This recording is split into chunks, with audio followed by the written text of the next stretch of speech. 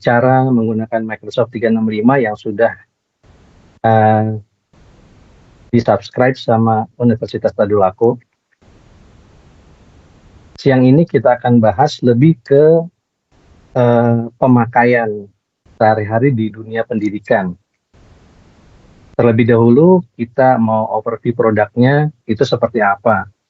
Fitur-fitur apa aja yang ada di Microsoft 365 yang diambil oleh Universitas Tadulako. Di sini Universitas Tadulako berlangganan Microsoft 365 dengan plan A3 for Faculty, di mana kalau berlangganan A3 for Faculty ini otomatis mendapatkan benefit A3 for Student. Seperti yang Bapak Ibu bisa lihat di screen monitor Bapak Ibu, di situ ada beberapa aplikasi yang disediakan oleh Microsoft untuk plan A3 ini. Ada Exchange, ada Teams, SharePoint, OneDrive, Outlook, Word, Excel, PowerPoint, Publisher, Access, dan lain-lain. Nah, di sini kita akan lihat lagi lebih detail ya, fitur-fitur dan fungsi-fungsi apa aja di dalamnya. Saya yakin Bapak Ibu semua udah sering pakai Microsoft Office, di mana software package yang disediakan oleh Microsoft seperti Word, Excel, PowerPoint, Outlook, Access, atau yang lain-lain. Nah, di sini pun software package itu atau aplikasi-aplikasi itu bisa kita gunakan, baik menggunakan metode web-based atau bersifat online, ataupun bisa di-download dan di-install aplikasinya. Bisa di-install di komputer desktop, di laptop, di iPad, atau komputer tablet, atau bahkan di smartphone. Juga ada mail service dari Exchange Online, atau email yang biasanya diakses bisa melalui web-based atau aplikasi Outlook. Juga isi email-email itu atau mailbox-nya bisa di-archive. Lalu ada SharePoint Online, ini seperti folder di mana kita bisa berbagi satu user dengan user yang lain. Terus ada OneDrive, lebih ke personal folder ya, basisnya cloud atau komputasi awan. Juga ada Microsoft Teams. Nah, Teams ini yang biasanya akan lebih sering digunakan oleh para pengajar dan para mahasiswa atau mahasiswi, di mana Teams itu seperti hub-nya di Microsoft 365 dalam dunia pendidikan. Juga ada aplikasi-aplikasi lain seperti To-Do, Microsoft Form. Biasanya dari Microsoft, menggunakan Microsoft Form ini, kita bisa buat quiz, kuesioner, online test, atau survei, atau lain-lain. Juga ada assignment, gunanya buat penugasan-penugasan ya. Juga ada beberapa lagi aplikasi-aplikasi lain, seperti Intune, Azure Information Protection. Nah, ini tentunya di sini Intune Azure ini lebih sering dipakai di bagian IT-nya sih, karena akan mengelola device management, application management, juga identity and access management. Nah, sekilas tadi pengenalan tentang fitur-fitur dan layanan apa saja yang bisa kita utilisasi di dalam Microsoft 365. Setelah itu kita akan bahas gimana sih cara pakainya, gimana aksesnya, fitur-fitur atau layanan-layanan Microsoft 365 ini. Nah, sekarang kita coba untuk mengakses Microsoft 365 melalui portal. Pertama ya, tentunya Bapak Ibu harus terhubung dengan internet melalui komputer atau komputer desktop ataupun laptop, lalu menggunakan browser mengakses office.com seperti pada screen berikut ini. Setelah itu Bapak Ibu harus memasukkan akun, memasukkan username dan password, tentunya sesuai dengan yang diberikan oleh tim dari Universitas Tadulako. Setelah masukkan akun name, atau akun ID ya, dan password. Setelah berhasil sign in, maka kita akan masuk di landing page dari Microsoft 365. Nah, seperti ini kira-kira landing page-nya. Di situ bisa dilihat di app bar sebelah kiri, yang vertikal ke bawah, ada macam-macam aplikasi. Lalu di paling kiri atas, di pojok kiri atas ada kotak yang terbentuk dari titik-titik 3x3. Kalau kita klik di situ, akan muncul satu dialog box baru berisi berbagai macam aplikasi yang ada di dalam Microsoft 365. Nah, aplikasi-aplikasi ini kita bisa akses secara online menggunakan metode web-based tentunya. Ada Outlook, ada Word, ada Excel, PowerPoint, dan lain-lain. Nah, kalau tadi kita bahas tentang bagaimana cara akses dan kita pakai aplikasi-aplikasi secara online. Sekarang kita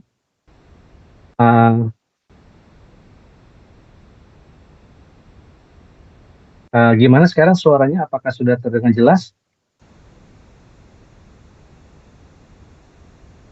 Oke, sekarang kita coba gimana caranya untuk mendownload dan install produk Microsoft 365 ini seperti Word, Excel, PowerPoint, dan lain-lain. Nah, setelah kita sign in tadi, masuk ke landing page-nya, Bapak Ibu bisa lihat di sebelah kanan nanti akan ada kotak tulisannya Install Office. Di situ kita klik kotak Install Office-nya, akan muncul dialog box baru, pop-down dialog box. Bisa kita pilih Office 365 Apps. Nah, setelah itu, kita coba download file downloadernya sih, file trigger buat menjalankan atau mengeksekusi atau menginstall program Office secara keseluruhan. Nah, tergantung pada browser Bapak dan Ibu tentunya. Kalau menggunakan Microsoft Edge atau Internet Explorer, maka tinggal pilih run dari file yang sudah di-download. Atau kalau menggunakan Chrome, pilih setup, atau kalau menggunakan Mozilla Firefox, bisa klik save file. Nah, kalau dalam waktu prosesnya akan muncul satu dialog box baru, di mana akan menanyakan apakah kita akan mengizinkan aplikasi tersebut melakukan perubahan di device kita, pilih yes aja. Setelah itu instalasinya akan dimulai. Kita tinggal tunggu aja, proses berjalan secara otomatis sampai selesai, nanti ada tulisan you are all set. Oke, setelah itu tentunya kita akan menggunakan aplikasi yang sudah diinstal. Nah, untuk menggunakannya kita harus mengaktifasi dulu nih aplikasi yang kita mau pakai. Dalam hal ini saya kasih contoh aplikasi Microsoft Word yang sudah sering kita pakai tentunya dalam sehari-hari ya.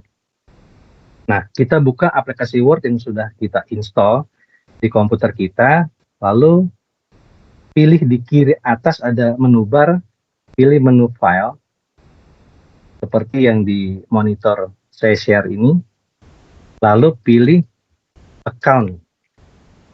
Klik account-nya, lalu akan muncul di sini Windows Dialog Account. Nah, di situ ada kotak yang saya kotakin merah, sign in to Office. Nah, kalau belum sign in, Bapak Ibu bisa klik sign in, lalu sign in menggunakan akun Universitas Tadulako yang Bapak Ibu sudah terima.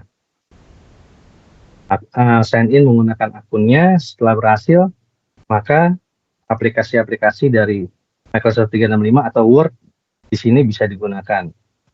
Nah, sekarang kita akan coba bahas how to use. Bagaimana cara penggunaannya? Tentunya yang berkaitan dengan dunia pendidikan. Nah, tadi saya sudah sempat kenalin tentang Microsoft Teams, di mana ini bisa dibilang hub dari aplikasi-aplikasi yang lain, atau kayak terminal lah, perumpamaan seperti itu. Di mana Microsoft Teams ini sifatnya seperti collaboration and communication tools. Kita bisa berkomunikasi dengan antara dosen dengan mahasiswa-mahasiswi, sesama dosen, atau bahkan dengan tenaga-tenaga staf yang ada di universitas. Gimana cara cara pakainya, tentunya kita harus sign in seperti biasa ke office.com. Setelah berhasil sign in, kita klik aplikasi Teams App, lalu kita coba create class. Ini untuk para dosen ya. Kita coba create class. Setelah aplikasi ini terbuka, kita coba pilih tulisan Teams atau icon Teams yang ada gambar kayak orang 3 di app bar sebelah kiri. Setelah itu pilih join or create team. Terus pilih create team, nanti akan ditanya tipenya apa, kita pilih kelas. Baru kita masukkan nama kelasnya apa, lalu apabila dibutuhkan deskripsinya apa, kita masukkan. Deskripsi ini bersifat opsional, bisa kita isi, bisa tidak. Lalu kita klik next. Setelah itu, setelah kelasnya terbentuk, tentunya kita harus isi kelasnya sama studentnya siapa-siapa aja, mahasiswa-mahasiswinya siapa-siapa aja. Kita bisa masukkan, ada kotak di kotak student, nanti kita bisa ketik nama di situ. Nanti biasanya kalau kita ketik satu kata atau beberapa karakter, dia akan list down tuh. Ada suggestion, kita bisa pilih, terus kita bisa pilih beberapa kali sampai nama-namanya sudah cukup untuk satu kelas yang diperlukan, baru kita klik add. Close atau enggak, dan setelah itu. Nah, tentunya kadang kita suka lupa nih, ada mahasiswa atau mahasiswi yang ketinggalan. Nah, kita bisa juga, kalau ibu bapak lihat di kotak kanan agak bawah, itu ada contoh kelas-kelas yang udah di-create. Nah, caranya kalau untuk menambahkan student-nya, di dalam kotak kelas, contohnya English Depth PLC ya, di kotak itu, di pojok kanan kotak itu ada titik 3. Bapak Ibu bisa klik di situ, baru ada menu dialog box yang keluar, langsung tinggal pilih add member. Baru kita masukkan lagi membernya atau studentnya siapa. Nah, setelah itu kita bisa juga manage kelas, manage studentnya. Tadi kita add, sekarang kita remove sama klik titik 3 di kotak kelas yang udah kita buat, baru klik manage team. Setelah itu akan muncul kotak baru, itu ada listing dari nama-nama mahasiswa-mahasiswi yang udah kita masukkan. Kita pilih namanya, terus kita klik tombol X di paling kanan. Lalu si student itu akan ter-remove, akan delete dari kelas yang udah kita buat. Nah, setelah itu kita bisa create juga, satu grup dari kelas yang sudah diusulkan. Dalam hal ini tentunya ada pihak-pihak terkait yang seperti tim IT ya, yang sudah membuat nih, biasanya kan kalau misalkan semester baru, mata kuliah, misalkan kalkulus, itu kan kelas-kelasnya udah dibuat tuh, dosennya siapa aja untuk mata kuliah kalkulus, terus mahasiswa-mahasiswi siapa aja. Nah, di sini kita bisa pergunakan itu. Caranya klik Teams yang ada profile 3 orang tadi, gambar orang 3, terus pilih suggested class, lalu kita pilih di sini kelas-kelas yang sudah disediakan. Itu pilihannya bisa lebih dari satu ya. Misalkan taruhlah mata kuliah kalkulus ada 4 kelas. Nah, Bapak Ibu butuh satu grup, enggak hanya per kelas, tapi satu grup yang bisa diakomodir untuk semua kelas. Bapak Ibu bisa pilih lebih dari satu, baru klik tombol create. Nah, si mahasiswa-mahasiswi yang ada di dalam kelas tersebut langsung otomatis ditambahkan di grup kelas yang baru tersebut. Nah, bisa juga Bapak Ibu bentuk grup lagi, tidak menggunakan suggestion tadi, caranya sama, klik Teams yang ada kayak gambar orang 3, lalu mouse-nya diarahkan ke join or create team, langsung pilih create team. Nah, baru di sini kita bisa pilih nih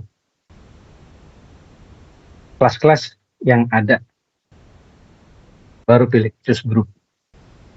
Nah, itu tadi untuk dosen. Sekarang untuk mahasiswa-mahasiswinya atau student-nya.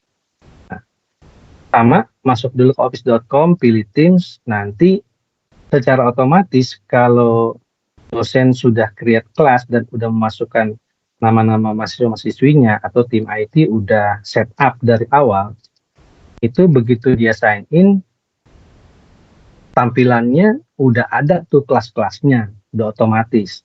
Tapi Bapak Ibu juga bisa bikin satu kelas atau grup baru, terus kasih link berupa email atau kirim kodenya, di mana si mahasiswa-mahasiswi ini bisa join ke kelas yang baru dibuat atau grup yang baru dibuat dengan menggunakan memasukkan kode atau klik link via email tentunya. Lalu kita juga bisa mengorganisir kelas yang sudah kita buat.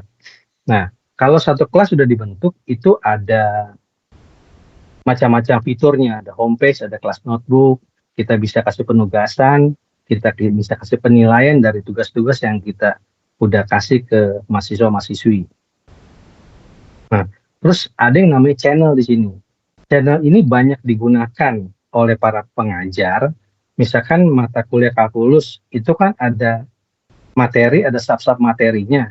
Nah, channel ini bisa kita utilisasi untuk fokus ke sub materi. Misalkan mata kuliah kalkulus bahasannya tentang ABC. Nah, kita create channel namanya ABC. Nah, di channel ABC itu dosen maupun mahasiswa atau mahasiswi bisa berinteraksi di situ membahas tentang sub materi ABC tersebut. Jadi semacam grouping ya, sifatnya lebih fokus membahas sub materi melalui channel. Nah, di sini ada tulisan general ya. Di sini kan kelasnya physical science. Itu setiap kelas yang tercreate dia akan ada general channel. General channel maksudnya di sini adalah kita bisa bertukar informasi, bisa posting, bisa mention orang lain, bisa mention dosen ataupun mahasiswa-mahasiswi. Nanti semua orang bisa baca, semua yang ada di kelas itu bisa baca, bahkan bisa kirim file, bisa kirim gambar dan lain-lain. Lalu ini gimana caranya add channel? Tadi kan setiap kelas punya general channel, Bapak Ibu bisa tambahkan melalui add channel sesuai dengan kebutuhannya nanti. Caranya di pojok kanan nama kelas itu titik 3, kita klik terus pilih add channel, lalu masukkan nama dan deskripsinya. Setelah itu kita juga bisa punya si Teams ini utilitas untuk cek notifikasi. Ada notifikasi yang akan disampaikan ke kita sebagai pengguna. Misalkan ada perubahan apapun atau dimension atau ada yang upload file atau upload image atau dosennya broadcast informasi, nah si student itu dapat notifikasinya. Nah, sekarang kita lihat kelas dari sisi mahasiswa-mahasiswi. Sama, ada homepage, kelas notebook, assignment grades. Nanti begitu dia join, akan masuk di general channel dulu. Ibaratnya kalau kita masuk kelas itu, informasi tentang kelas tersebut. Misalkan kelas kalkulus, semuanya ada di situ. Baru nanti di bawah general channel itu ada sub channel yang Bapak Ibu dosen yang buat gitu. Nah, si mahasiswa-mahasiswi atau student ini juga bisa posting informasi atau sekedar mention temannya atau Bapak Ibu dosen, atau bisa posting sesuatu atau file atau gambar atau yang lain-lain. Nah, ini juga notifikasi yang didapat untuk studentnya. Nah, oke, sekarang masuk di sini ada class discussion. Di sini dari Teams ini bisa dipakai juga sih sebenarnya untuk diskusi. Seperti yang saya bilang tadi, kayak channel-channel itu untuk lebih fokus membahas sub-sub materi yang sifatnya lebih ke diskusi, lebih interaktif lah intinya. Nah, ini dari sisi dosen, di mana dosen bisa bisa posting satu informasi atau bisa mention mahasiswa-mahasiswa yang saya bilang tadi. Kalau mention tentunya gampang ya, seperti aplikasi-aplikasi lain pada umumnya pakai add, pakai Akeong, tinggal Akeong nama mahasiswa-mahasiswanya siapa. Bahkan kita bisa chat juga. Ini perumpamannya seperti WhatsApp. Bisa chatting, bisa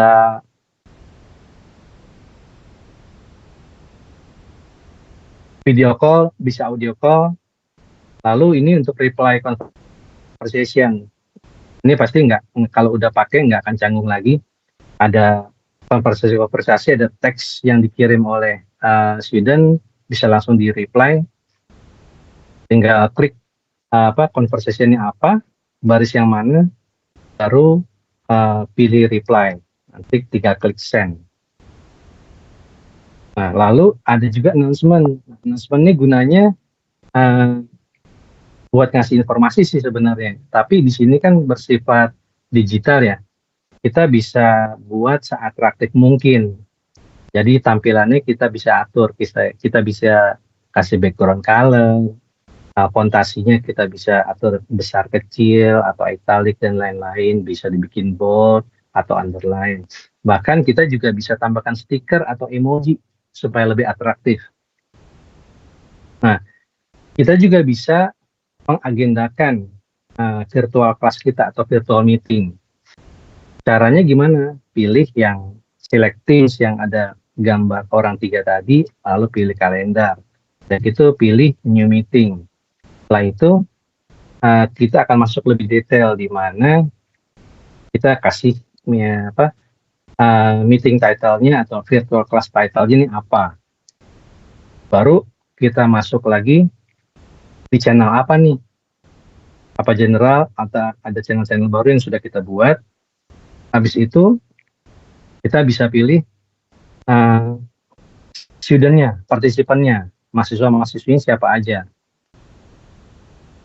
Oke, udah gitu, kita bisa tentukan waktunya kapan. Di situ ada gambar kayak kalender, Bapak Ibu bisa tentukan tanggal, bulan, tahun, sama jamnya jam berapa. Oke, setelah itu Teams ini kita bisa pakai seperti saya bilang untuk chatting, hanya texting biasa, atau bahkan bisa juga video call atau audio call kalau memang dirasakan perlu. Kadang kan kalau texting kita suka miskom ya, makanya butuh video callan, ini bisa. Ini penggunaannya nggak jauh beda dengan aplikasi-aplikasi messenger lain ya. Jadi kalau video call tinggal klik yang kayak icon kamera, kalau audio call only tinggal klik yang gagang telepon. Nah, di sini kita bahas gimana join atau manage meeting. Tadi kan kita udah bisa set nih, diagendakan di kalender. Nah, itu kita bisa cek tuh kalender yang ada di Teams, select kalendernya, lalu kita arahkan ke meeting yang udah di organize tentunya. Tinggal klik meetingnya apa, baru pilih join. Nanti di situ kita bisa set apakah mau mute atau mau off cam. Oke, lalu sekarang dari sisi si mahasiswa-mahasiswi. Prinsipnya nggak akan berbeda jauh, bisa create, send a message, bisa chatting, di channel-channel pun bisa lebih interaktif, bisa nimpalin baik dosen ataupun teman-teman yang lain. Bisa mention juga,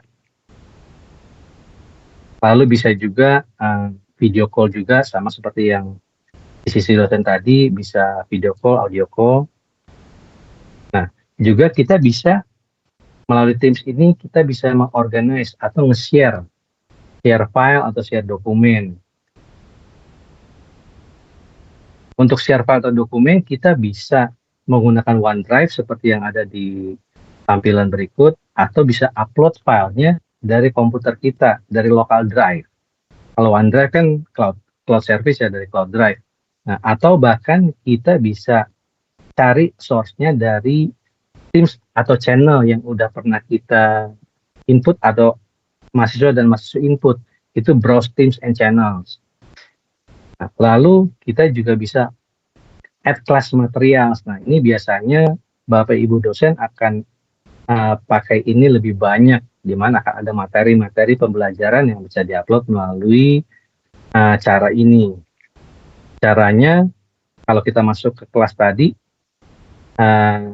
itu ada tabulator page. Nah, Bapak pilih yang file, Bapak Ibu pilih file, terus pilih upload. Bisa upload file satu-satu atau satu folder sekaligus. Tergantung kebutuhannya seperti apa. Lalu kalau dari sisi mahasiswa-mahasiswi juga nggak berbeda jauh, mereka bisa upload filenya juga, seperti yang dosen tadi. Lalu Bapak Ibu dosen juga bisa membuat satu penugasan atau assignment. Assignment caranya pilih select assignment, terus create assignment, baru kita masukkan assignment detailnya seperti apa, title, terus mau penugasannya multiple classes bisa, atau beberapa orang bisa, atau hanya satu orang aja, satu orang mahasiswa aja juga bisa. Terus bisa masukkan instruksi tambahan, terus resource-nya apa, misalkan penugasannya dari materi yang Bapak Ibu mau kasih, tinggal pilih resource-nya dari mana, tinggal upload. Terus pilih due date and time-nya. Due date and time-nya itu mulai kapan, selesainya kapan. Begitu. Oke. Ini setelah itu, ini tadi resource yang seperti saya bilang, tinggal di attach. Nah, ini assignment timeline seperti yang saya bilang tadi. Due date-nya. Post date-nya kapan, post time-nya kapan, due date-nya kapan, due time-nya kapan, lalu close date sama close time. Kalau sudah ditentukan close date dan close time-nya, si student-nya terlambat sedetik aja, dia udah nggak bisa masukin penugasan-penugasannya atau tugas-tugasnya. Nah, setelah itu Bapak Ibu dosen bisa kasih penilaian dari assignment yang sudah diberikan. Ya, caranya penugasan yang sudah diberikan itu kita bisa trace apakah si student ini sudah melihat atau belum, atau sudah melihat tapi dia belum mengerjakan, dia belum mengembalikan tugasnya. Nah, kalau sudah kembalikan tugasnya, tentunya kita baru bisa melakukan penilaian. Gimana caranya? Ini start grading ya. Setelah si dokumen ataupun tugasnya dikembalikan, itu akan jadi turn in. Lalu kita bisa open student work-nya. Di situ kita bisa buka, kita bisa edit. Nah, edit itu ya seperti yang di kanan bawah ini, bisa edit menggunakan aplikasi yang udah kita install di komputer atau di laptop, atau editnya menggunakan web-based Word secara online. Ini contohnya Microsoft Word ya Bapak Ibu. Oke, habis itu kita baru bisa kasih grade, kita kasih nilai untuk tugas-tugas yang sudah kita berikan untuk mahasiswa atau mahasiswi tertentu. Ini seperti contoh di tampilan berikut, ada nama student-nya, dia udah kembalikan dan udah kita atau Bapak Ibu dosen review, baru kita kasih grade-nya nih, nilainya berapa. Atau bahkan kita bisa kembalikan atau return for revision kalau memang mereka harus merevisi tugas-tugas yang sudah diberikan.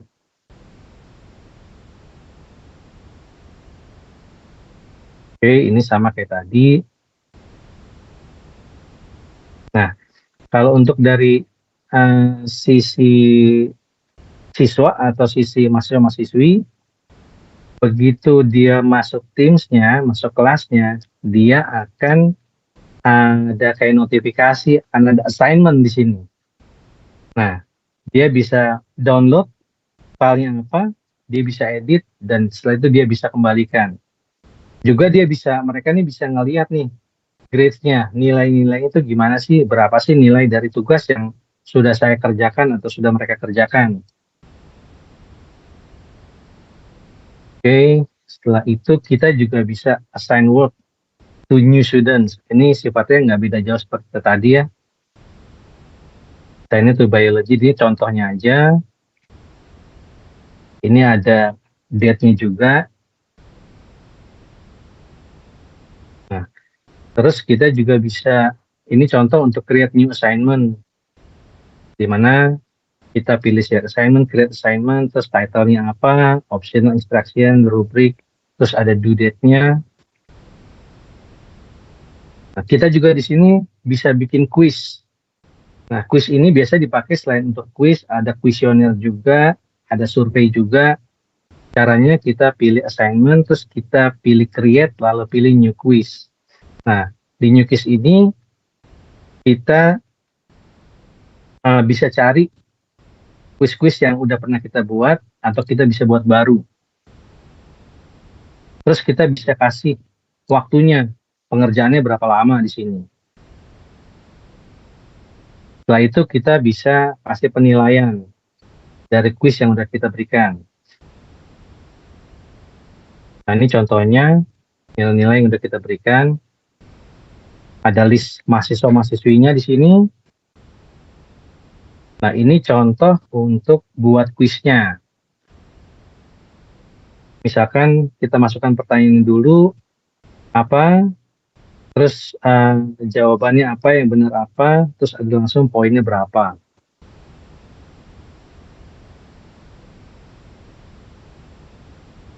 Oke, terus kita juga bisa di sini bisa post student score. Jadi biasa kan kalau misalkan multiple choice, kita bisa assign dulu nih poin-poinnya berapa. Begitu dia udah submit mengerjakan, saat itu juga nggak berapa lama si studentnya bisa lihat hasilnya berapa. Nah, ini kita bisa langsung pilih mau post score langsung atau enggak kita postpone dulu. Nah, di sini juga melalui assign form kita bisa bikin form atau survei ya. Tergantung nanti penggunaannya Bapak Ibu mau seperti apa. Di sini contoh untuk collect responses. Penggunaannya nggak beda jauh sama kita bikin quiz. Nah, biasanya kalau dalam satu kelas tuh Bapak Ibu dosen bisa juga nambahin dosen lain untuk kelas yang Bapak Ibu udah buat. Caranya gimana? Caranya seperti tadi, seperti kita mau nambahkan student atau remove student, itu klik di pojok kanan titik 3 tadi, pilih add member,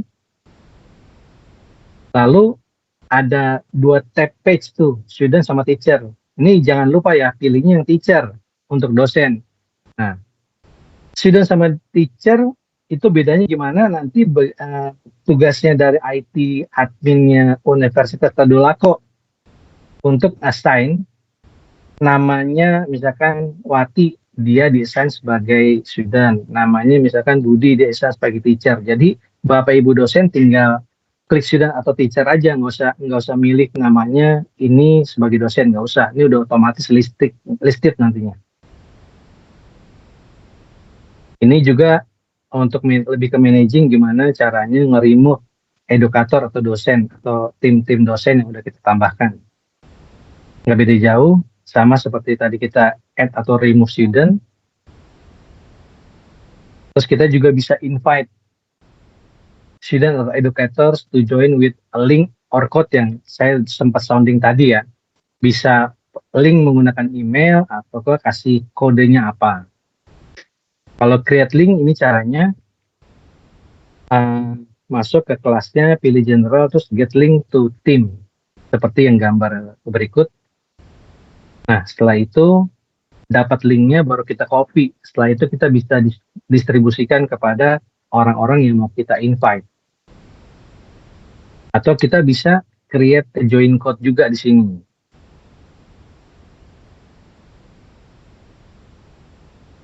Oke. Nah, ini tadi contoh penggunaan gimana join kelas menggunakan kode ya. Setelah itu, tadi kita bahas di Teams itu ada beberapa features kayak class notebook, tadi assignment kita udah lihat, grades udah kita lihat. Sekarang class notebook ini seperti yang Bapak Ibu lihat, di mana kita bisa taruh berbagai macam informasi di sini. Ada konten library juga yang bisa kita utilisasi. Itu sekilas tentang Microsoft Teams. Mungkin sekarang masih agak bingung, tapi saya yakin kalau Bapak Ibu sering pakai Teams, lama-lama akan terbiasa, bahkan mungkin lebih canggih dari kami yang praktisi-praktisi yang punya kesempatan sebelumnya. Sekarang kita bahas tentang Outlook, yaitu aplikasi untuk akses email yang disediakan oleh Microsoft. Outlook ini bisa dipakai secara web-based atau online ataupun kita download aplikasinya. Gimana caranya menambahkan email account di Outlook? Nah, caranya buka Outlook-nya yang udah kita download, lalu pilih file di kiri atas, baru add account. Setelah itu masukkan akun yang Bapak Ibu punya. Email address tentunya, baru pilih connect. Begitu masukkan password, terus pilih OK. Baru finish. Nah, biasanya setelah successful, baru kita bisa pakai Outlook-nya untuk kirim dan terima email. Penggunaannya ini nggak berbeda jauh dengan aplikasi-aplikasi email lainnya. Tapi di sini, saya nggak tahu kalau di aplikasi lain, dari vendor lain selain Microsoft, bisa nggak untuk mention orang di sini. Di sini bisa nih, add misalkan nama orangnya siapa. Lalu ada juga fiturnya fokus inbox. Jadi si Outlook ini akan memilah secara otomatis mana yang sifatnya lebih prioritas atau prioritasnya kurang, gitu. Lalu kita juga bisa buat appointment menggunakan kalender. Kita bisa utilisasi, misalkan kita mau adakan meeting, kita bisa dari Outlook kita buat kalender, kita invite meeting, misalkan sesama tim dosen fakultas tertentu, atau enggak kita invite meeting si mahasiswa-mahasiswinya, itu bisa juga diutilisasi menggunakan Outlook. Nah, ini scheduling assistant juga ada di sini. Ini cukup membantu tentunya, di mana kita bisa menjadwalkan atau kasih parameter tertentu supaya kita enggak lupa ya. Dia ada reminder-nya juga soal di sini. Start time-nya kapan, end time-nya kapan. Sebagai reminder juga bisa dikatakan, atau bisa juga diutilisasi yang berhubungan dengan penjadwalan. Lalu kita juga bisa add contact. Nah, biasanya ini kalau udah user udah diinput sama tim IT dari Universitas Tadulako, itu ada yang namanya global address. Di situ kita bisa klik, kita bisa lihat. Tapi Bapak Ibu bisa tambahkan juga new contact sendiri. Misalkan di luar dari universitas, misalkan punya relasi atau narasumber siapa, itu Bapak Ibu bisa tambahkan. Caranya select people icon, lalu biasa klik contact, terus new contact di situ, baru masukkan namanya, emailnya. Lebih detail lagi kayak perusahaan, terus misalkan ada instant messenger-nya apa gitu.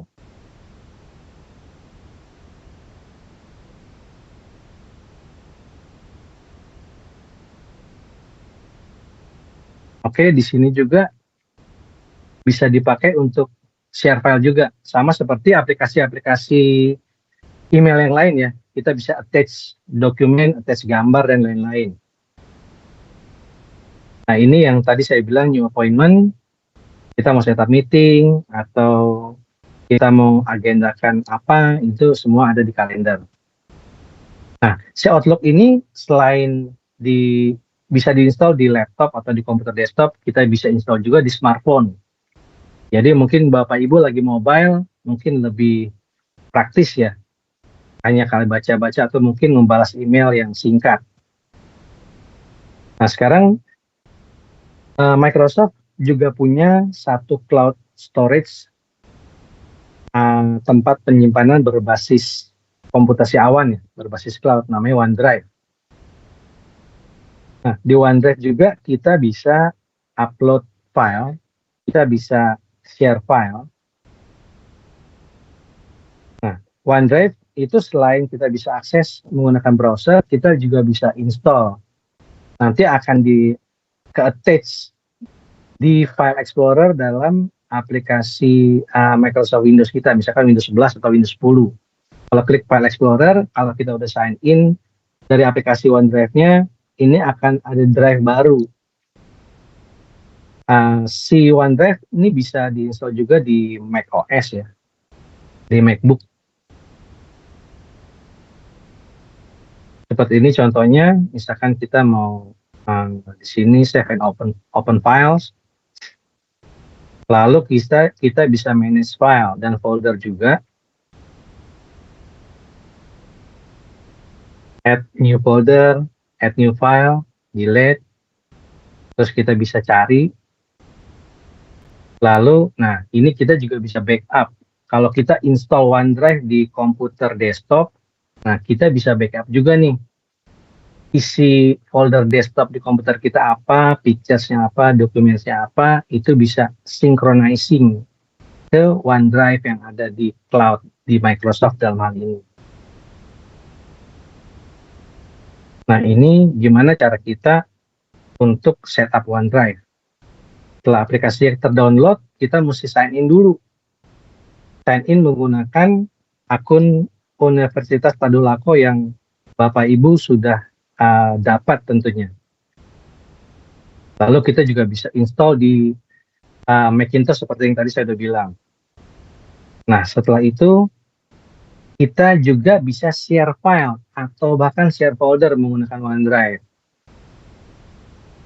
Caranya ini klik share, lalu pilih filenya, lalu pilih share, tinggal masukkan nama orang yang mau kita share apa.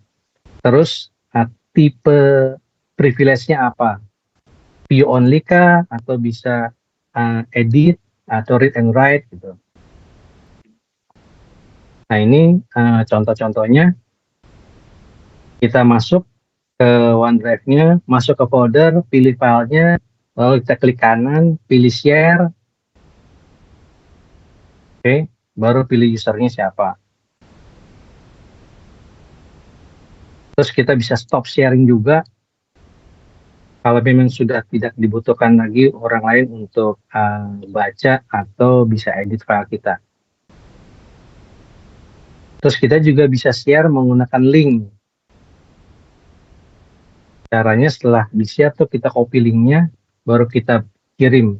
Bisa copy paste, terus kirim ke email atau mungkin ke WhatsApp, bergantung Bapak Ibu punya kebutuhan.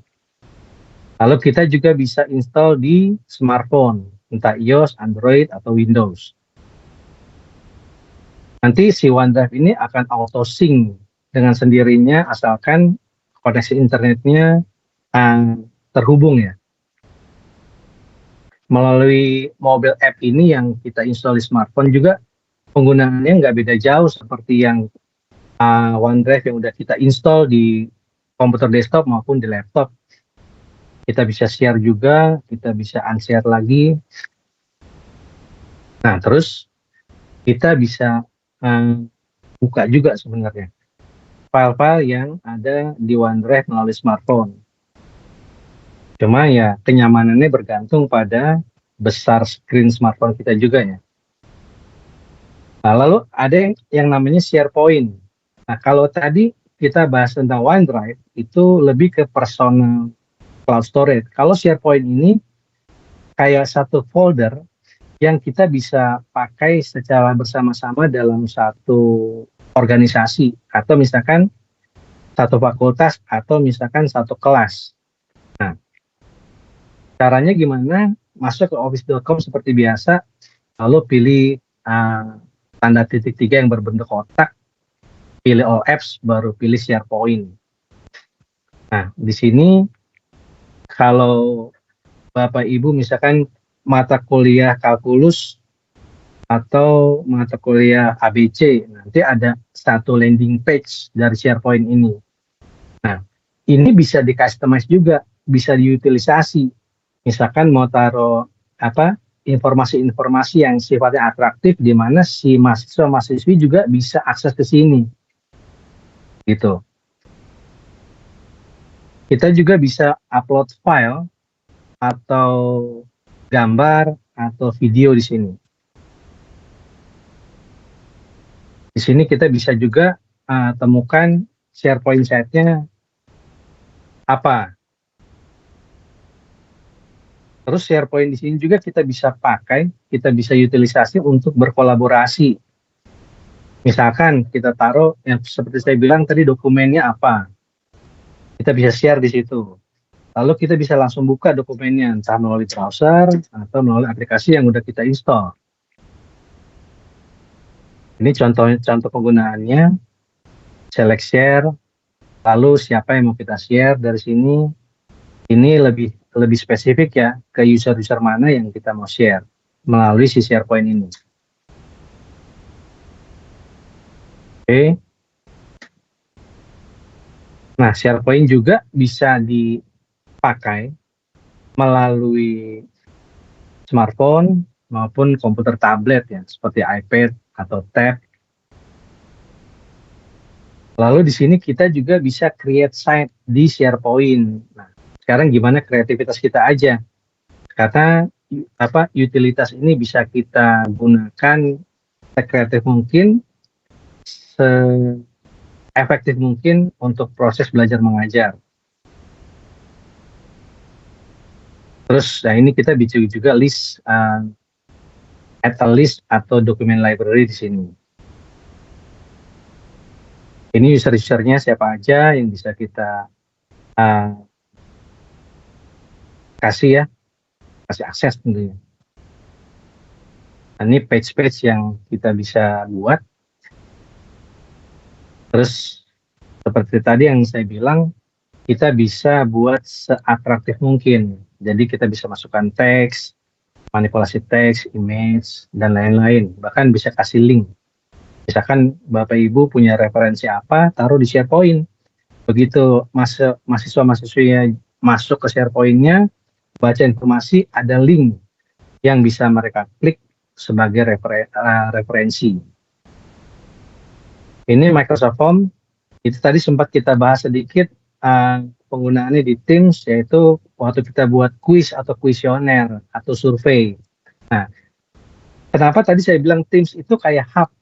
Waktu kita bikin kuis melalui Microsoft Teams, sebenarnya kita udah mengutilisasi atau menggunakan Microsoft Form. Hanya door openernya menggunakan Microsoft Teams. Nah, kalau sekarang kita nggak menggunakan Teams, tapi langsung menggunakan Microsoft Forms. Ini sama kayak tadi saya bilang, kita bisa pakai, kita bisa utilize ini untuk survei, quiz, polls, dan lain-lain. Oke, ini kita start kayak new quiz seperti tadi. Start new quiz, masukin nama, terus kalau butuh media kita bisa masukin juga. Kita coba buat pertanyaan, kita bisa pilih nih, choice, text, rating, atau tanggal, tergantung jenis pertanyaan yang mau kita buat. Nah, terus kita bisa bikin juga multiple answers, atau sifatnya yang required atau unrequired harus dijawab. Oke, terus ada opsi juga kayak drop down, terus kuisnya matematik, atau kasih subtitle lagi, itu gimana kebutuhan kita lagi. Baru kita bisa pilih nih, jawaban yang benar apa. Oke.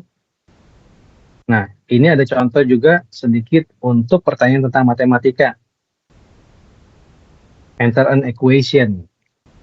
Di sini kita bisa gunakan simbol-simbol matematik tentunya supaya mempermudah. Terus setelah jadi kita bisa preview dulu kuisnya sebelum kita submit atau kita broadcast. Jadi kalau kita preview dulu, kalau udah oke, baru kita bisa submit. Atau kita bisa save aja nih kuisnya nih, nggak usah kita broadcast dulu. Jadi kan biasanya kalau mau mata kuliah baru, dosen-dosen udah coba siapin nih, kira-kira kuartal pertama mau bikin materi apa, terus kuisnya seperti apa. Nah, kejar dulu nih kuis-kuisnya nih, kita cicil dulu. Nah, itu bisa di-save. Nanti kita bisa load kuisnya, baru kita broadcast ke mahasiswa-mahasiswi. Masih Microsoft Form ini juga bisa kita akses secara web ataupun aplikasi. Tapi di sini kita bisa akses melalui web ya. Kita add pertanyaan-pertanyaan seperti tadi yang saya udah utarakan, sampai preview baru kita bisa submit. Ini contoh dari kuis matematik. Terus tadi tipe jawabannya multiple choice atau drop down tipenya atau apa, kita bisa pilih di sini, ada menu-menunya. Nah, ini salah satu contohnya juga, jawabannya misalkan seperti apa. Nah, ini multiple choice ya. Terus kita juga bisa share nih kuisnya. Bisa copy link, terus kita copas, copy paste, entah melalui email atau perangkat apa yang Bapak Ibu bisa utilisasi. Ini share as a link atau share with a QR code. Bisa juga di embed di web page, misalkan mau ditaruh di SharePoint site, itu bisa juga tuh di copy linknya atau share via email seperti tadi saya bilang. Nah, kita juga kadang butuh satu masukan dari orang tua atau wali ya. Di sini dibilang parent or guardian. Nah, kita juga bisa share. Kalau tadi kan kita share kuisnya itu kan ke student ya, mahasiswa atau mahasiswi. Otomatis mahasiswa atau mahasiswi itu menggunakan akunnya Universitas Tadulako. Tapi kalau wali atau orang tua, mereka kan nggak punya akunnya, pakai akun eksternal kita bilang. Kita juga bisa share kuis tersebut atau kuesionernya ke akun eksternal atau akunnya si orang tua atau wali. Oke, nah kita bisa share-nya melalui link atau QR code gitu. Atau kalau Universitas Tadulako punya web page juga bisa juga di embed di HTML. Nah, di sini kita bisa select respondennya. Anyone with the link can respond atau only people in my organization. Ini seperti yang tadi saya bilang. Kalau people in my organization otomatis yang hanya punya akun Universitas Tadulako. Tapi kalau anyone berarti eksternal juga bisa. Nah, kita juga bisa berkolaborasi nih sesama dosen. Jadi misalkan kita bikin form antara dosen, sesama dosen bisa saling review atau edit. Kira-kira ada yang kurang mau ditambahkan atau dilengkapi atau ada yang nggak perlu harus dibuang. Nah, ini kita bisa kolaborasi di sini. Tentunya kita bisa share linknya sama seperti tadi. Di Microsoft 365 ini lebih fleksibel ya. Kita bisa share melalui link atau enggak barcode. Nah, kalau udah punya linknya tentunya kita bisa broadcast, kita bisa sebar entah melalui WhatsApp atau email atau web page. Kita kasih embed linknya di situ. Nah, ini contoh-contoh untuk kolaborasi bikin kuis bareng-bareng nih sesama dosen. Kita bisa share, misalkan dosen A yang buat formnya, share dengan dosen-dosen yang lain, tapi kalau udah misalkan kasih timeline, kita bisa stop sharingnya. Bahkan kita bisa remove linknya juga. Nah, di sini kita bisa tentukan seperti yang saya bilang tadi, siapa-siapa nih yang bisa akses formnya, yang bisa isi kuisnya. Apakah user atau dosen atau mahasiswa-mahasiswi yang ada di lingkungan atau yang punya akunnya Universitas Tadulako atau enggak orang di luar Universitas Tadulako yang nggak punya akun Univ Tadulako. Nah, kita di sini bisa collect responsesnya juga. setelah mereka isi, kita kan butuh feedback kan. Ini hasilnya. Kita juga bisa mengidentifikasikan siapa yang ngerespon, siapa yang enggak, siapa yang kasih nama waktu ngebales kuis atau kuesionernya, siapa yang nggak kasih nama. Itu tadi tentang Microsoft Office. Sekarang ada satu fitur lagi dari Microsoft 365, namanya Microsoft Planner. Sesuai dengan namanya, Planner tentu berhubungan sama perencanaan ya, di mana kita bisa juga menggunakan Microsoft Planner ini untuk create plans, bisa assign task atau bahkan share file. Sama caranya, kita masuk ke office.com, kita sign in, kita pilih titik-titik yang berupa kotak 3 itu, kita pilih planner. Nah, baru kita bisa open existing plan kalau memang sudah pernah buat. Atau kita bisa create a plan in planner. Caranya seperti ini, select new plan, kita kasih nama plannya apa, terus kita bisa kasih opsi nih, plan ini kita buat untuk publik, di mana semua orang di organisasinya atau di unit Tadolakonya bisa melihat isi dari plannya, atau enggak kita bisa privatize, kita bisa pilih siapa-siapa aja nih, terbatas dari sifatnya, orang-orang yang punya akses untuk melihat. Lalu kita bisa klasifikasi sifatnya konfidensial atau bukan. Nah, setelah itu baru kita plannya udah jadi, kita bisa add people to a plan. Ini select member seperti yang tadi relate ke orang-orang yang boleh akses si plan yang udah Bapak Ibu buat. Sama tinggal pilih namanya, membernya siapa. Nah, udah gitu kita bisa juga buat bucket ya di sini.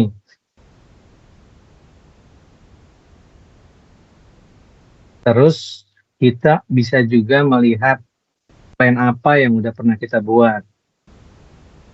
Di sini bilangnya view plan and get updates in planner. Di situ ada task list dalam lingkaran 7, di mana di situ kita bisa review nih plan-plan yang udah kita buat, udah berjalan atau belum, yang sedang berjalan, atau yang udah completed, udah accomplished, atau yang sifatnya terlambat, di mana nggak sesuai dengan jadwal.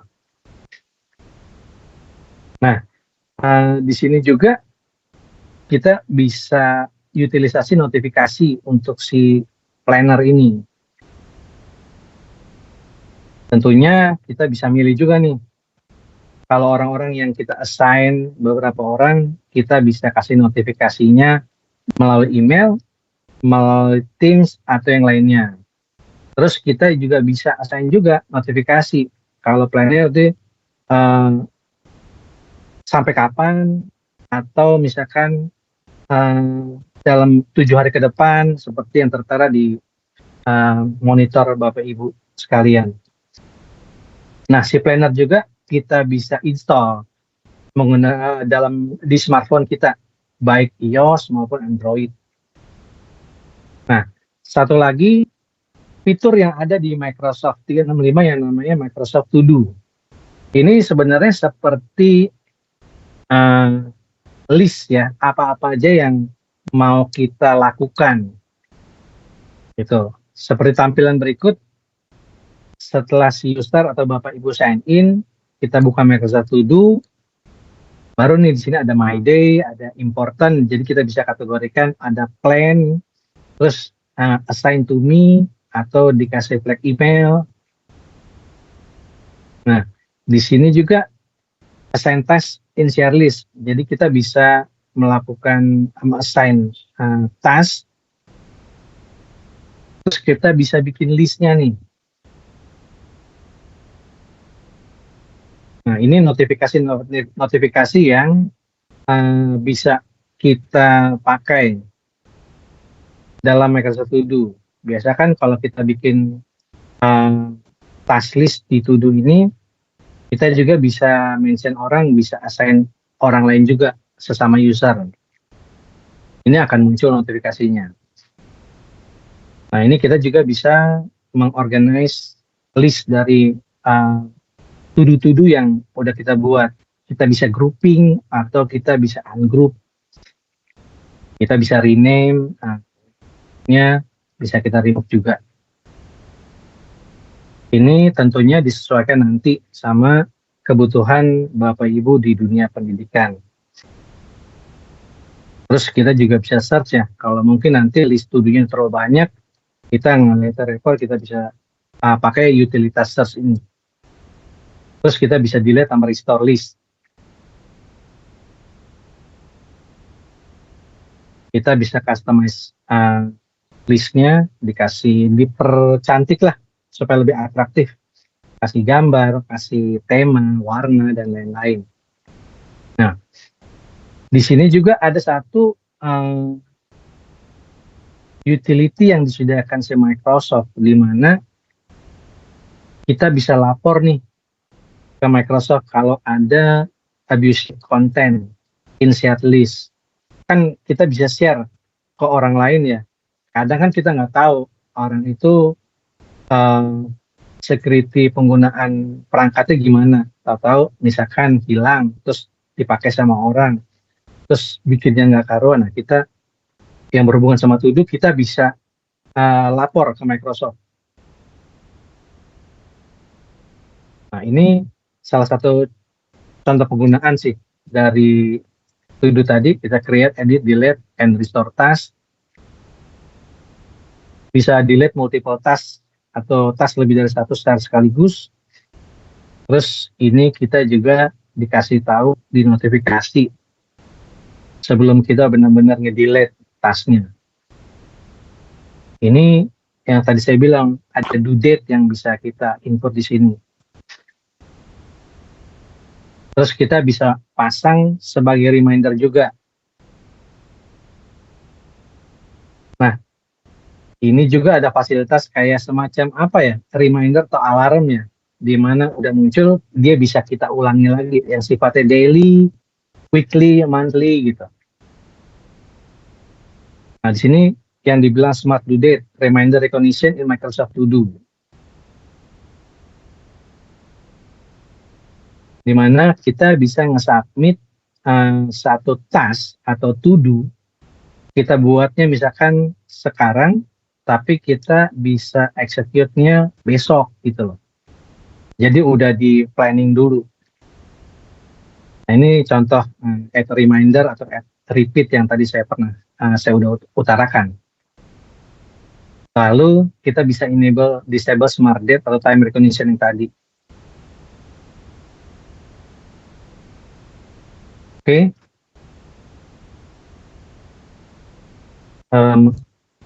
Sekarang di sini ini ada importance atau step yang ada di Microsoft To Do, di mana kita bisa kasih teks ya.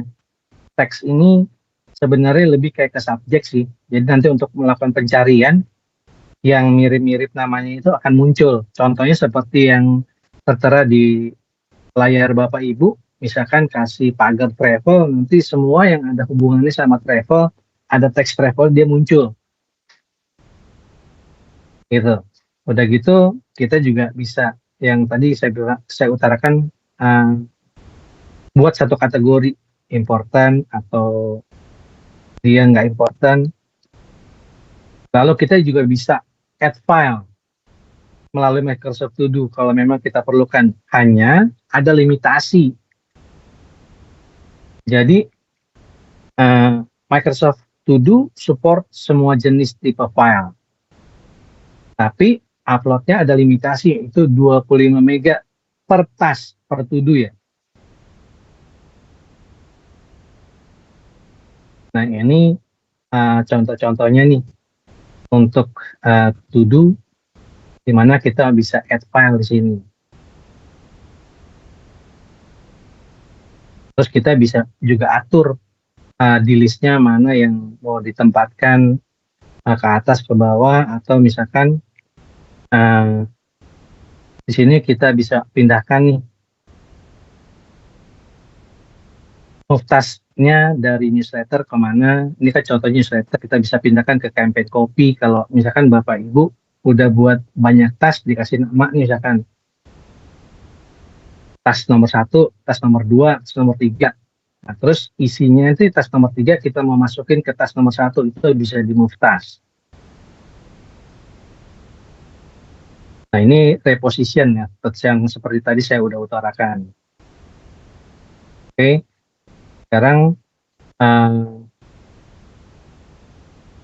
kita juga bisa melihat task di to do yang dibuat orang lain yang di-assign ke kita. Ini seperti di sini kita lihat assign to you-nya ada berapa. Lalu di sini tampilan seperti tadi ya. Untuk to do-nya kita bisa rubah namanya task-nya, add, change, to date kita bisa rubah, kita tambahin file. Oke, Mas Rifki, Mbak Amanda, sudah selesai presentasinya?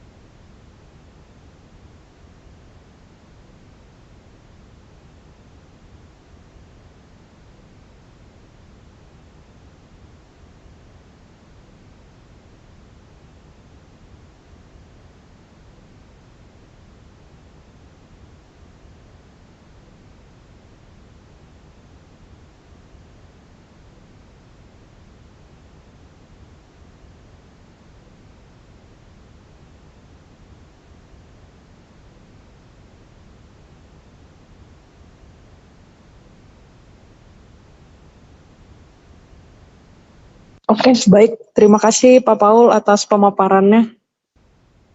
Mungkin jika tidak ada pertanyaan kembali.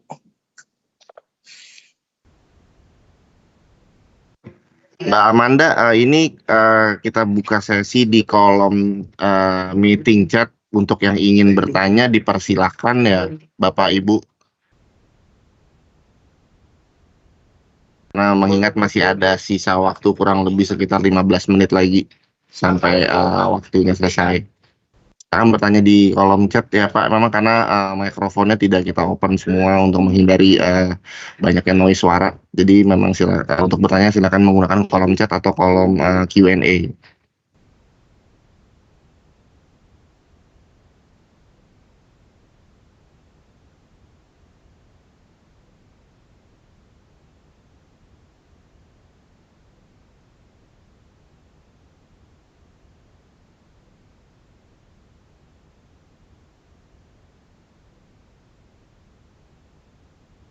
Mungkin yang raise hand itu Mas Rizky dari P Sosiologi.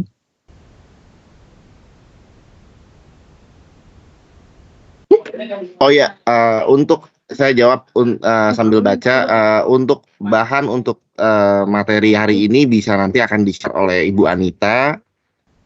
Lalu selanjutnya ada dari Bapak Insinyur Henry Novellero, Barus, bagaimana menyimpan file dokumen data beberapa kapasitasnya. Oke, saya coba jawab satu-satu ya Pak. Jadi kalau untuk menyimpan data di dalam SharePoint atau OneDrive itu sebenarnya akan related tuh sama jumlah kapasitas user yang dimiliki oleh Unpad. Contoh misalkan kalau Untat memiliki 1.500 license gitu. 1.500 license itu akan dikalikan 10 giga, lalu ditambahkan 1 tera. Jadi anggaplah contoh 1.500 dikali 10 itu berarti kurang lebih ada 15.000 giga ditambah 1 tera. Berarti totalnya ada 16 tera untuk SharePoint-nya. Jadi kalau SharePoint itu digunakan untuk menyimpan file secara global dengan kapasitas maksimal seperti tadi saya bilang itu bisa sampai 16 tera tergantung dengan jumlah berapa banyak user yang dibeli oleh Universitas Tadulako. Lalu untuk per orangnya masing-masing user itu mendapatkan kapasitas OneDrive untuk menyimpan dokumen pribadi sampai dengan startingnya dari 5 terabyte sampai dengan unlimited tergantung kebutuhannya. Nanti itu kalau seandainya 5 teranya sudah penuh itu bisa ditambahkan lagi request sampai ke unlimited, tapi memang syaratnya harus penuh dulu sampai 5 tera itu. Lalu selanjutnya ada pertanyaan lagi dari Pak Khairul Anam ini, mengganti Zoom, apakah ada? Sebenarnya Teams ini menggantikan Zoom sih Pak, jadi Teams ini memang disiapkan untuk Unified Communication Tools ya sama Microsoft.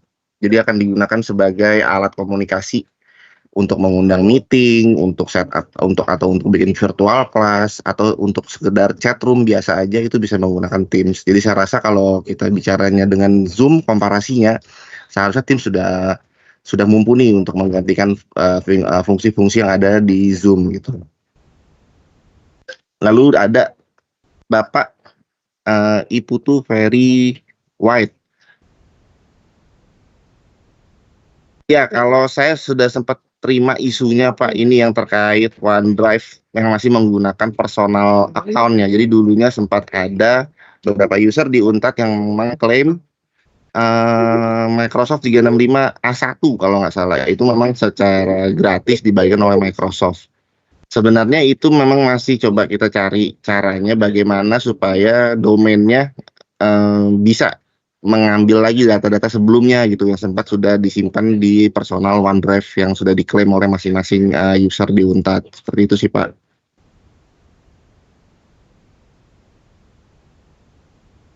Untuk virtual class betul mahasiswanya harus memiliki akun untat.ac.id juga. Itu yang tadi saya bilang bahwa nantinya itu jadi gini, setiap perbandingan satu akun dosen itu akan berbanding dengan saya bisa berubah bisa tidak ya, tapi dari Microsoft itu biasanya 1:40. Jadi satu akun dosen itu sama dengan akan mendapatkan 40 license untuk mahasiswa. Itu yang dimaksud dengan student use benefit. Jadi apabila Untar membeli license, saya bilang tadi ada 1.500 license, maka otomatis Untar akan mendapatkan juga license sebanyak 60.000 license untuk mahasiswanya. Jadi nanti itu bisa distribusikan ke mahasiswanya juga. Jadi ntar mahasiswanya bisa menggunakan virtual class juga. Dosennya jadi hostnya, mahasiswa jadi attendinya. Seperti itu sih. Lalu ada pertanyaan selanjutnya dari Bu Eni. Ini terkait Office 2019 berbayar. Tidak bertabrakan dengan 365. Nantinya harus salah satu Bu. Jadi kalau sudah menggunakan 365, Office 2019-nya harus di take out, harus di uninstall dari laptopnya. Seperti itu. Lalu ada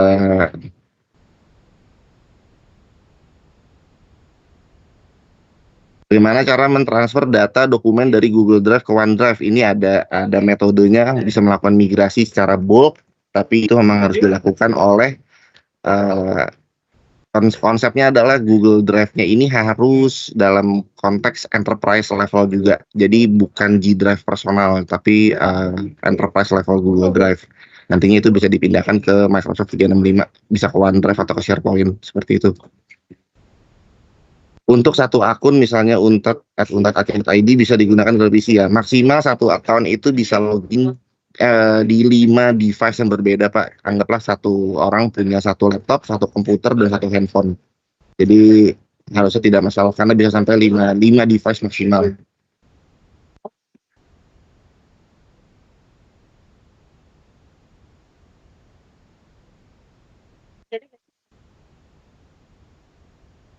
untuk data yang akan expire, Pak Putu, ini saya mesti verifikasi ke Microsoft sih Pak, kalau datanya bisa di retrieve lagi atau tidak, karena memang kalau kita bicara OneDrive sebenarnya kan ini SaaS.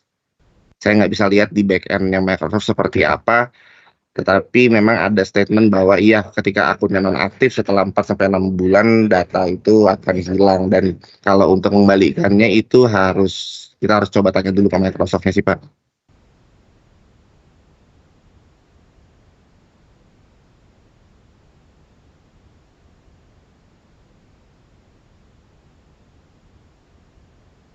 Untuk akun pribadi yang sudah memiliki Office 365 individu dengan Gmail atau Yahoo bisa terkoreksi, jatuhnya sebenarnya akan berbeda tenan ya Pak Bu.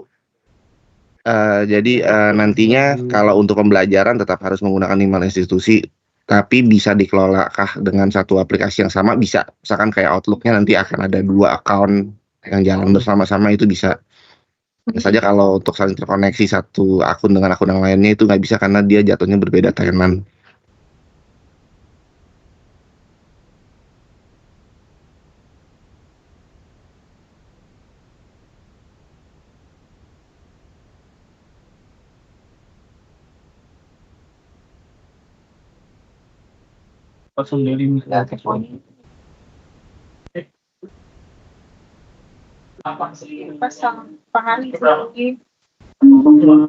Jadi, tapi kan share foto itu nggak mungkin bisa lama sampai berbulan-bulan ya Mas. Tapi juga makanya Data-data dari tenan untuk ac.id bisa di recover. Ini yang tadi sudah saya sampaikan juga Pak, ini mungkin kita harus konfirmasi lagi ke Microsoft ya, karena memang kita nggak bisa ngelihat kalau di back-end-nya seperti apa.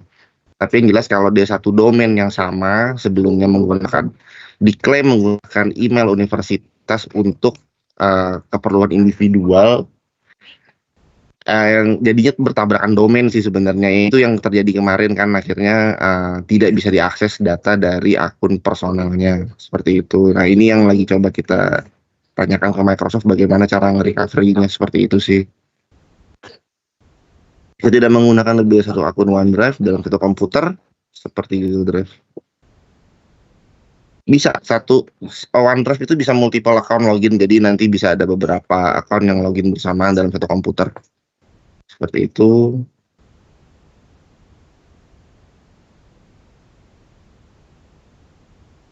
Lalu Pak, betul bisa login dengan laptop yang sama, betul Pak. Jadi bisa multiple login. Untuk kerjasama dengan Microsoft yang ini mungkin yang bisa menjawab nanti dari teman-teman dari Bu Anita mungkin bisa bantu jawab ya Pak, karena saya di sini hanya sebagai technical person-nya aja. Dari saya karena waktunya juga sudah mepet, sudah habis, saya kembalikan lagi ke Mbak Amanda. Terima kasih atas partisipasi Pak, Bapak Ibu. Oke, baik. Terima kasih Mas Rizky, Pak Paul. Mungkin itu saja Bapak Ibu dari kami untuk training dan sosialisasi di siang hari ini. Mungkin izin saya tutup ya Bapak Ibu untuk training kami dan tanya jawab kami. Terima kasih semua dan selamat siang. Terima kasih semua, selamat siang. Terima kasih semua. Izin live.